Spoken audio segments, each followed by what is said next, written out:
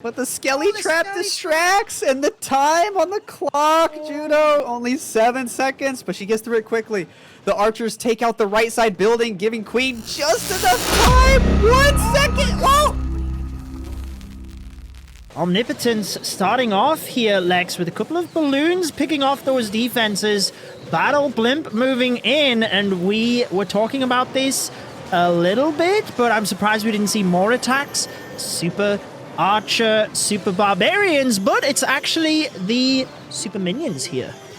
Yeah, he invested 4 lightning spells to get both sweepers, 2 on each, right at the beginning of the attack. So he didn't have quite enough spells to do the Super Archer Bomb. You typically need almost all your spells to do that, but the Super Minion Bomb getting some decent value here. Look at that 1 minion waking up the Town Hall, but not able to take it out. Couple X-bows he leaves up, and we're seeing again the flexibility of those super barbs. He's sending in a couple of X-bows, perhaps a couple of super barbs trying to get that X-bow, but they're not quite able to take it out yet. Yeah, that is tricky. I think he definitely would have wanted the X-bows, but let's see what he can do here, because he's still got lots of the Super Barbarians to support the heroes. However, he needs to make sure to save onto plenty of them to funnel his heroes in towards that Town Hall. Now, I think he'll just wait there. He managed to get one of the X-bows, and granted, that's the only one that was in range of his heroes. Barbarian King about to use that ability, but there you can see how valuable the Super Barbarians are to just clear out the buildings on the outside, force the heroes in through the gaps in the wall. And it makes me wonder, Lex, whether we will see a lot more bases closing up the wall compartments to just completely counter this strategy. Yeah, it is really fun here to see that Apprentice Warden, the baby warden I like to call him, getting a ton of value, helping the King and Queen. Without any free spells, though, this Queen goes down and the Town Hall stays up, so he's going to have to resort to Plan B. Send the champion, send the Diggy to go get the Town Hall. We won't be able to utilize her on the outside of the base. Does she even get that?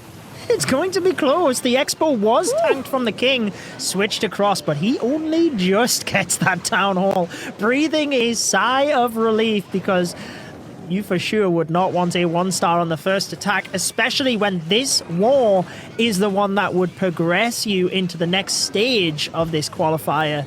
But yeah, locking up that Town Hall, and also a pretty good percentage here when we think about what the average destruction has been in the opening wars. Yes, if you're not going to be able to hit the 3-star, you at least want to get above 90, and above 90 he did. 94 is a solid percent here to open up the match, and already going to put some decent pressure on United Gaming, because they did have quite a few slip-ups in their first match here today, so they've got to figure things out. We do see that twin Hog Rider attack, regular Hog Riders and Super Hog Riders. A wide variety of spells. Here we go with the Skelly Donut to kick us off, Lex, going for the CC and the Monolith.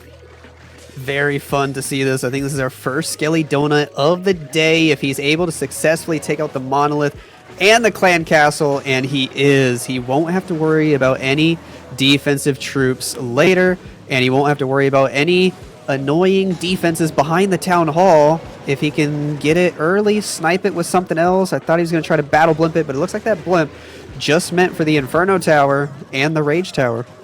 Yeah, and this is a perfect example of what we were talking about. Oh, nearly got the Expo, but a perfect example of when he didn't really need to use the Rage spell, right? Because the Battle Blimp was dropped right on top of that multi-target Inferno. It's going to take it down.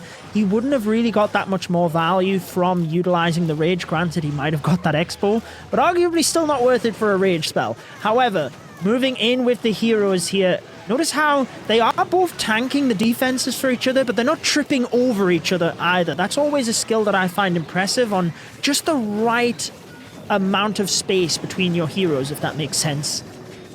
Right, and that Yeti bomb early, taking out the Rage Tower as well, was such a huge bonus, because now these Expos hitting the King are only doing normal damage instead of double damage, allowing the King an easy time to secure that first star. The Queen, with the help of a skeleton spell, able to clear everything she was responsible for, and here we go with the Hog Riders on the left side of the base. A Rage spell and a very nicely timed Eternal Tome, going to get him through this tough Eagle Artillery section. Yeah, particularly with the Rage Tower there, it can be very tricky to get your Hog Riders through. So that is where that perfectly timed Warden ability alongside the Rage spell can help you just push through that area. He's still got a lot of troops here. Freezes the back end. He's got the Archer Queen ability, the Royal Champion ability, still has an invisibility. Oh my word, Lex, this is looking incredible for Ghost and United Gaming. Just a perfect plan against this style of base from Ghost, picking every little detail apart, small section by section, and nothing went wrong. I mean, his queen basically swagged ability. He just popped it there on the outside for fun. Over 30 seconds to spare. The Warden alive, the Champion alive, an army of archers, and a bunch of Hog Riders still as well. Extremely impressive from Ghost to keep some of those Hog Riders alive, even with not a single healing spell in that entire attack. Well, let's flip back across to the other side. We have a very similar attack here from Omnipotence with the, well, presumably the super archers in the blimp this time. You very correctly, told the viewers last time why he used the minions, but since he has the extra spells, it is the archers for this one, and then the super barbarians to follow up. But let's see what he can get. So the archers firing at the CC troops there, so they're not doing anything, and they're also following away from the town hall. This is dangerous, Lex. Ooh, it is dangerous, but is he still going to be able to get some decent value? No, he lost a lot of archers there, didn't he? They're not targeting the town hall. I can't believe he didn't deploy an archer at 12 o'clock to pull the CC up there. Oh, that's extremely unfortunate here for Omnipotence, but those super archers are gone, and the town hall stays up. Some of these Inferno towers stay up as well, and to make matters worse, JUDO, he's got no spell support, and this invisibility tower is going to be lingering by that town hall, ready to go again. Yeah, you can see it just gradually popping up as you were talking about that. Really devastating opener here, but let's see what he can do to adapt. As long as he can get that 2-star, keep the percentage up, keep them in this war, that's all he's going to be expecting here, because the 3-star is certainly going to be extremely tricky. But he's managing very well at the moment, getting that funnel set up to just drive the Archer Queen through. Does indeed pop that invisibility tower early, so the Archer Queen will be able to just pop ability, secure the town hall. Nice patience in order to do that. The Barbarian King there pre-triggering the Invis Tower before the Queen was close to the Town Hall was very clutch. As you mentioned, the timing there worked out to where no panic attack, no need to send the Royal Champion for the Town Hall, so now he can at least utilize her somewhere else and try to pick up a decent and respectable percent here. He's still got a dozen or so super barbs that he's starting to sprinkle in from the south side as well. Yeah, decides to send the Royal Champion in from that bottom side. I guess with the Super Barbs, he can still get a lot of percentage on the outside of the base. It's probably a little bit more important to, choose the RC ability, the RC placement wisely when you have weaker troops to pick things off with. But you can see how he didn't get the opener he wanted. He still has 3 of these super wall breakers, just slowly deploying them across that side to try and tank for his super barbarians. Nice job to, do anything you can, keep it together. And considering the opener, he's done extremely well to push this up to 75%. Indeed, it's unfortunate we don't get to see what his original plan was with those heroes. He had to shift things around, go to plan B, send them toward the town hall. Luckily, that Queen was able to snipe the town hall without anything sketchy going on, and still being able to pick up 75%. Respectable after that opener. Here he goes with the second attack, and he's bringing the Lalo. Well, he's doing the Skelly Bat Donut here. Yes, it is. He's got the Skelly down for the CC. The bats for that multi-target Inferno. Has a couple of them peel off to the Expo. This always looks so impressive because it always looks like the bats shouldn't be invisible, but they are. And is he going to get that Expo? He's getting close. He gets the multi up there, but he missed the Expo, unfortunately. He did. It's hard to tell exactly all he wanted. Ooh, look at that outside tornado trap catching the minion. That's kind of funny there, but good for Nick to get that out of the way before he even sends the blimp. The blimp still manages to hit a Seeking Airmine right away, but even with all those traps, he gets all the way to the town hall, and I believe with no more spells invested, he'll get that first star secured. Yep, well, they are grounded expos on the back end there, and like you said, I think he might have even just wanted the multi-target Inferno, actually, because it seemed like a couple of the bats pinned off to the expo, and he was kind of just rolling with the flow, if you will, from there. But here we go with these heroes diving in towards this bottom section. Barbarian King just about to lock onto the Archer Queen, but the attacking Archer Queen just really hanging back on those skeletons. He would have really liked her to be up behind the king as he's tanking, so perhaps he could have expected a little bit more value here, but still seemingly going to plan. Yes, unfortunate he found, I think, 3 of the 4 skeleton traps so early. They're stalling him up. The king, thanks to that Phoenix, shout out to the Phoenix, was able to get the scatter shot, but the queen having to go to ability early. I think he wanted her to walk left from that 6 o'clock position, so maybe not quite getting all the things Nick expected. He might have to adjust on the fly here, but he decides to send the balloons, send the lava hound, send the champion from the top side of the base. Yeah, interesting. He had a good group of balloons going to the left side. They did get the wizard tower. Look at that lava hound getting all of those red air bombs. So pivotal moving through the middle of the base. Is he going to have enough here? We're into the final minute. He's got 2 freeze and a haste spell, so he could still get this. Doesn't want to freeze that wizard tower over to the right-hand side. Just waiting on the balloons to get there. 1 freeze in order to get this done. Royal Champion does finally fall. A very awkward Lalo pathing here for Nick, not the typical L shape you're trying to set up with your opener, as he still had so many defenses in that middle to get through. But the Royal Champion was able to help the balloons a lot here. They're pushing into the backside of the base, only a handful of them up. Nick always rocking that classic OG Warden skin, the default skin. For some reason, he loves it. The Owl trying to come in clutch here, but that air defense, JUDO, I think, is going to stall it up. Yeah, just falling short here. A great attack does keep that percentage very high for United Gaming, but not quite able to capitalize as much as they would have liked. However, you know, they're still in the driving seat. They can breathe easy, but Omnipotence in this next attack, should they 3-star, will throw the pressure right on them. Our first Super Dragon attack, especially with the recall spell. Interesting. Very interesting mix of troops. It almost seems like a classic Queen Charge or Queen Walk Recall Super Dragon. We haven't seen it today, but it has been somewhat common. But look how quickly he recalls that queen there. Literally just wanted like 7 buildings and then yoinks her out of there right away. And very interesting to note the addition of 8 or so Super Barbarians as well. Yeah, just a couple of Super Barbarians. Either funneling for his queen or picking off the defenses. It doesn't have to be a Super Barbarian attack to utilize them. In the current base meta, they seem to just be so flexible, especially with all these open wall compartments. You can really use them to just drive your heroes into the direction you want them to go. Obviously, in this case, you know, the open wall compartments are critical because he's got the Super Bobs, he's got the Super Dragons, no Super Wall Breakers able to be used.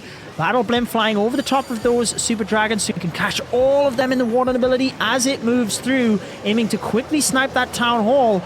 The Dragons can hopefully just fan out around the different buildings, the different defenses either side of it. Yes, a very well-timed Warden ability, but also a very nice Tornado Trap on Ghost Base. Stalls him up a little bit there. That Giga Poison wrecking everything that came out of the Battle Blimp. He did secure the Town Hall, though. He's having to invest some free spells on this Monolith, because unfortunately that Lava Hound came out, distracting his heroes at possibly the worst time here for the attacker, because that Monolith is just raining havoc, and his queen's taking forever to get through it. Oh, the Super Dragon just about got it down. I wasn't sure which was going to come out on top there, the Super Dragon or the Monolith. But thankfully, it was the Super Dragon, allowing the Queen a lot of easier ride through here. Still has the Queen ability and a couple of spells to support, but we're into the final minute here, so he's got to start trying to drive the percentage up before time runs out, even if he doesn't run out of the troops by then. Right, we're seeing those Super Barbarians being used on the outside. He was just kind of saving them for flex on the outside wherever needed in that flexible spot, investing his last rage on the champion, hoping she can clear through as much as possible on the right side, but he might just be trying to go for percent here as time ticks down, as that Expo locks onto the RC. Ooh, it's interesting to see this raged up healer swap. That's actually helping him a ton. Yeah, it gets that multi-target Inferno. Now, I'm surprised how much he got here, I'll be honest with you. When I was looking at this, I did wonder, a bit like what we talked about before, would he have been better just letting the Archer Queen walk on one side? You know, take all of the non-defensive buildings on the outside, send the RC and the Super Barbs from the other side. But seeing how it played out, I don't think that would have been the case, as he nearly got 90% there. Very nice attack. Redicus gonna be doing the next attack for United Gaming. He went last in the first match, but today he's stepping up to the plate a little bit earlier, also bringing out the Super Dragons and 2 recall spells, not just 1, and not even any healers on his queen. What has he got cooked up for us here? This is beautiful. He is channeling his inner Klaus. Let's go.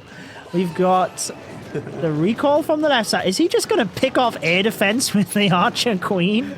Look how he's sprinkling in the giants to help her out too, instead of using healers. Wow. Fantastic job. Love the creativity. Giant even distracting for the archers there so the queen can pick it off. Getting the funnel, but then the air defense as well. Then he can recall the queen again and probably, you know, just place her at the other side of the base for one of those back-end air defenses. Yep, I imagine the next time he drops the queen, it'll be behind the king or something, so the queen can really stay alive for a long time. Look at all that funnel value the queen got. I mean, it looks like she took out 30% of the base without even using any healers, just a couple recall spells invested. That's really cool to note. I have a feeling we might be seeing some other people try that in the near future. Super Dragons for the Town Hall with the assistance of the Stone Slammer easily get that first star, but let's see how much they can push through with this Giga Poison slowing them down. Well, it's grounded Expos, so although they've got the multi on them, hopefully he can push through this side. I mean, really, let's see what he's got in this Stone Slammer, whether he can overwhelm those multi-target Infernos. Now you see the heroes from the bottom area of the base. Like you said, the Barbarian King first to tank for that Archer Queen, and he's also got the Royal Champion following up. He's got 2 spells, not wanting to use those for the Super Dragon. I think as long as they get through to the Eagle, that's all he would run from the Super Dragons, and then the heroes to hopefully clean the back end here. Super unfortunate. His king goes back to the left here, so he's not distracting for the Archer Queen. But with the champion, the Diggy, the invisibility spell helping out the queen now, he's still got a really solid chance. This queen ability staying intact. He's trying to hold it as long as possible. He might need that queen ability to get through the enemy queen and to have a chance to get to that scatter shot for the 3-star. It's going to be tricky. Let's see how the Archer Queen paths here as well. Manages to get through the Archer Queen without using the ability, so that is crucial. But the scatter shot still not locked onto the Queen. It's on Frosty, so he is managing to dodge things for the moment. There's the scatter on the Queen now. So what happens here when he presses the ability? Where does she go? Into the scatter! But the Skelly Trap distracts, and the time on the clock, Judo, only 7 seconds, but she gets through it quickly. The archers take out the right side building, giving Queen just enough time. 1 second. Oh, I thought it said 0. I think it did. I think it went to 0. Oh my gosh. Oh, wow. Wow. As close as it gets, shall we say. But United Gaming getting the 3-star. I'm sure Grandpa would have wished that he could have seen that attack a little bit earlier on, because this is a similar base, shall we say. It's a little bit different to get through to the back end, but it's pretty similar. You could definitely try it on one of these style of bases. I know I will be. Oh yeah, here comes the Yeti blimp. I feel like we haven't seen enough of it today. Looks like no spells invested on this one, just quite simply takes out an Inferno Tower and possibly more importantly gets that early Clan Castle pool that'll allow the Archer Queen, now with healers, to fight the Clan Castle on the outside of the base.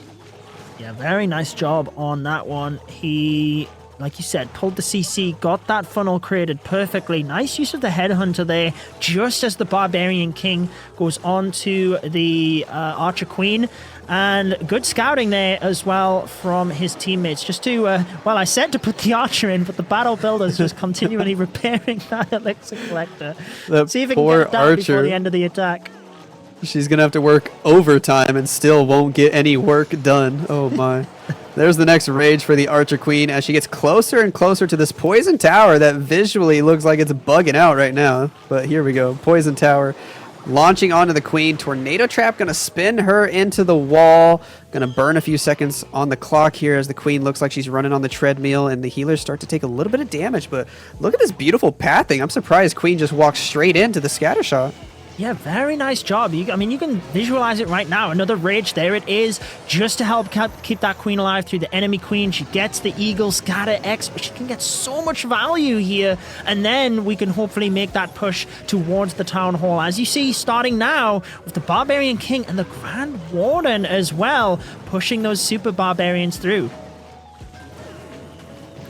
Indeed, fun to see that he brought super barbarians for the tail end of the attack. Usually when we see such a heavy queen charge as the opener, it's almost always some sort of low, some sort of Hog Rider back in, maybe a hybrid, but he's just relying on the king, the warden on ground mode to help the king take this town hall section, and then using those super barbarians wherever needed all around the base. And this royal champion can be dropped anywhere. That good freeze to take the town hall. My biggest concern right now is just the time. Yeah, I was just thinking the same thing. He has really dissected this base incredibly well. If he can get that monolith down, it could... Oh, down it goes. It could happen. He sent the Royal Champion from the left-hand side. He's got things condensing around every angle of the base. He's got Queen ability, RC ability. 20 seconds, but he's got stuff everywhere. Come on, let's see if he can do it. Ooh, pops the queen ability. Has definitely got all the firepower needed. Drops the minion. Why are you not using the freeze spells? Oh, he tries to swag them both. 5, 4, goodness. 3 seconds to spare. He still gets it, Judo. If only he could use the freeze spells on the clock, that would have helped out a ton. They certainly would have, but my heart was pounding right there. I mean, can you imagine, though, if he had have lost the Hog Rider to the Multi-Inferno and then time failed because of that? Definitely a risky play. This is what they did last time, right? They really just started stepping up the 3 stars, kind of mid to late game, if you will. But here we have Agent, who I picked out before with that flawless attack in the first war. He's got mass Hog Riders for this one, so a little bit of a switch from the hybrid, and interestingly uses the queen initially, getting that mortar and just setting up for the Flame Flinger. A very unique way of doing that. We don't see it too often, using the Archer Queen to get a few defenses and then set up the Flame Flinger. You'll have to take note of this Royal Champion on defense positioning as well. I think the fire effect from the Flame Flinger is going to end up doing quite a noticeable amount of damage to her. At least maybe that's what Agent's planning on. But the scatter shot definitely going to go down there on the right side. And the Queen over here on the top side, slowly making her way toward the Town Hall section, already investing his second rage spell here. And we'll see how exactly he's going to try to push her in. Ooh, his Flame Flinger getting targeted early. Yeah, I think he was looking over at that Flame Flinger, actually, maybe a tad late on the Headhunters, but he did get them in time, thankfully, to protect that Queen ability. About to get the multi down, will soon then be moving on towards the Town Hall, but he does have the Ice Golems moving across, so hoping to get that down before she engages. Yeti's then out of the Flame Flinger, getting the Rage Tower down. There's still a really thick area of defenses in the middle there for the Hogs to deal with. Luckily, that Rage Tower on the right side gonna expire before his Hog Riders move through. He's got one healing spell. I'm wondering if he's gonna use that first or if he'll elect to go with the Warden ability. That answers that question. Warden ability right away. Rage spell through the middle, and he's still got this healing spell wherever needed. Yeah, I guess the Warden ability straight away means he can protect as many Hog Riders as possible, but I did think he was going to use the heal first. However, you can see how it's just perfectly placed in the middle to keep both of the Hog Riders, I was going to say alive through the multi, but they didn't quite get that multi on the left. However, gets what they needed with the RC ability now flying through. Diggy is still alive to help get that scatter shot, and he's done it again, Lex. He has another flawless attack here to put United Gaming just that tiny little bit closer. They are within touching distance of moving forward now. He has indeed. Agent 33's got to be feeling good today. 2 3-stars for him, carrying his team across the finish line. Well, almost there, as long as their last attacker comes through. But beautiful stuff from Agent 33. And like I mentioned earlier, so fun to see how the Hog Riders are used these days. They don't have to get through the entire base. They just have to push far enough and distract enough defenses to allow the Royal Champion to finish everything else out. I mean, the Royal Champion getting through more than half the base and still at full health gave her everything she needed in combination with the Grand Warden to take out the last couple defenses. Indeed, I think the Hog Riders nowadays are used kind of as just a tank for the Royal Champion, who's really the powerhouse of the back end of that attack. But here we go with Oscar. Speaking of the Hog Riders again, he's got the Queen Charge, he's got the Hog Riders, but more heavily focused on the Super Hog Rider on this one. And take note of his spells. He's got that jump spell, probably for the Archer Queen here.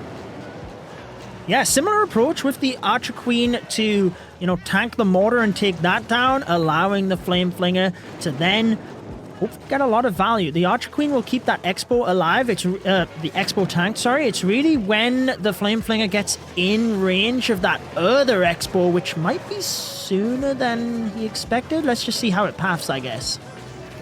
Because that upper Expo's on air mode, he should be okay for a little while, but the Queen, without the Unicorn, she actually takes damage a lot faster than you think. Interesting to see him bring the Phoenix here. Now the Expo locks onto a healer.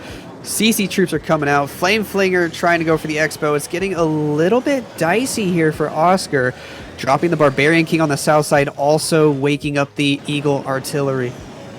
Yeah, especially with that Archer Queen ability already used, it is tricky. And yes, he has the Phoenix, but if he's not close enough to the Town Hall, then it's not going to matter because, she comes back to life, but she will go down irrespective. So you just got to hope that he gets close enough. Another Rage spell used, and there he goes. Locks onto the Town Hall. Healer's about to go down, though, because they're targeted from the multi. So after the Queen gets the Town Hall, she's not going to get much more. I wonder whether that Rage spell really was worth it.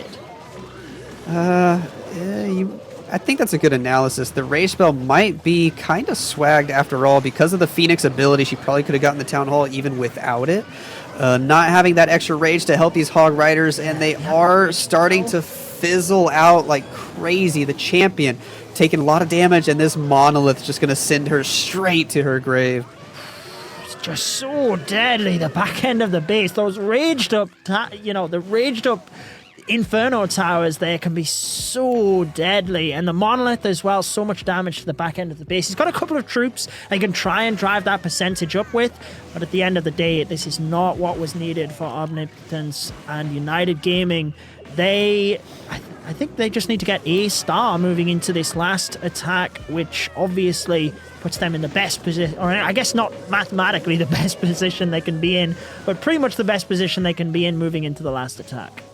Right, this here is going to be putting Omnipotence at 11 stars, and United Gaming also already at 11, so all they need is a solid 1-star here. Just got to make sure, nothing too scary happens on this next attack, and it looks like they're going to be securing their spot here all the way through today's qualifier finals. They're putting up on a show on this match, and speaking of a show, one of my favorite players to watch, Mr. Ninja, is in with the final attack of the match. Queen Charge into Hybrid. Going traditional with the Siege Barracks as well. Let's see if we can get another Hybrid 3-star. Delaying the use of those healers as long as possible. Queen will quickly get that air defense, and then he's going to move to the right here. Is that what he wanted, do you think, Lex? I do think because of the way he was funneling, this Queen is pathing exactly how he expected. Interesting, again, to see the Phoenix being used. Queen really low on health. He's got to be careful with these spells, or else she could go to ability early. That Rage spell, I think, at the perfect time. Only a partial CC pull. And where are these wall breakers going? That wall break! Oh my god! That actually worked out really well. I mean, if the Queen wasn't intended to do that, and he did adapt on the fly, that was phenomenal. But either way, he's now got clear shot to the Expos, the Town Hall, the Monolith. Queen can get so much value here. Using that rage, she is still fine for the moment. Trying to quickly get the hogs in now whilst he has a couple of seconds, because the queen is going to step into that town hall area and take a lot of damage. She's going to have to be focusing on the queen momentarily. Precisely, and now it's all about the timing of the king, the siege barracks, the hybrid. Like I mentioned earlier today, this attack relies so heavily on having all three components work in unison to distract the right buildings at the right time. Notice that invis tower causing the queen some chaos here, but he's able to handle it all right, using the queen ability to take the town hall, to take the invis tower, but can he get through the monolith? Well, it went to the healers for a second, which did him a favor, but with the battle built... Oh, no, Phoenix on the queen! You keep mentioning it! Come on, queen. Get that mod. It's going to work out as well here. Come on. Oh, the Phoenix gets it! Perfect pet in this scenario. Wow, how about that? I always say, or at least I always kind of insinuate, that I think the unicorn is the best pet for the queen, but the Phoenix getting really good value in this situation, and then the healer swap. Even though there's only one healer left now, it does make quite a bit of a difference. It was healing the champion for a few seconds. Now it's topping off the king, the P.E.K.K.A. moving around the outside of the base, and I think he's got more than enough units, especially with the healing spell. I didn't even notice. He was able to save it for so long. Waiting for that perfect moment, and we alluded to it, but United Gaming, they are able to get 14 stars here, moving on in this qualifier. And while winning today's qualifier on this side of the bracket, a very impressive performance. Commiserations to Omnipotence, but United Gaming, that was incredible. I really loved casting that one with you, Lex.